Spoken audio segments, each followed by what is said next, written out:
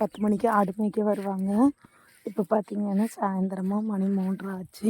மாடுக்கு தண்ணியெல்லாம் பிடிச்சி கட்டிட்டு, ஆட்டுக்கு தண்ணியெல்லாம் கட்டிட்டு, ஆடையும் ஆட்டுக்குட்டிகளையும் கூட்டிகிட்டு வந்திருக்காங்க மேய்ச்சலுக்கு. மச்சாண்டார் பொண்டாட்டி தான். சரிங்களா? காளான் ஏதாவது முளைச்சிருக்காக்கா? ஆ, எங்கே போய் வரேன், அது வேணுமானா உண்மைதான். சரிங்களா?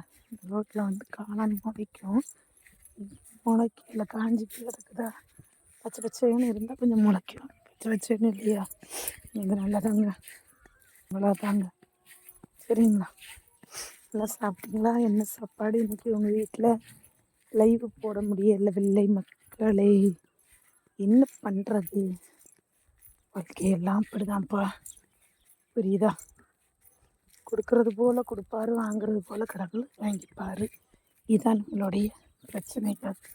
என்ன பிரச்சனைன்னே நமக்கு எல்லாம் தெரியாமலே வாழ்ந்துட்டு இருக்கிறோம். வாழ்க்கை எதை நோக்கி பயணம் போகுதுன்னே தெரியலை. அதனால் பேசுகிறேன், எடுக்கிறேன். அவ்வளோதான் மக்களே.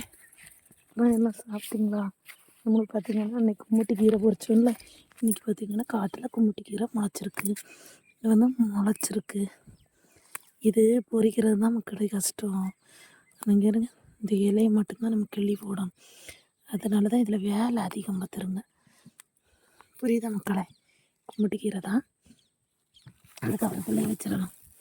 கவருக்குள்ளே வச்சாலும் நல்லாயிருக்கும். சரிங்களா? ஓகே, பிடிச்சிருந்தா மறக்காமல் லைக் பண்ணுங்கள்.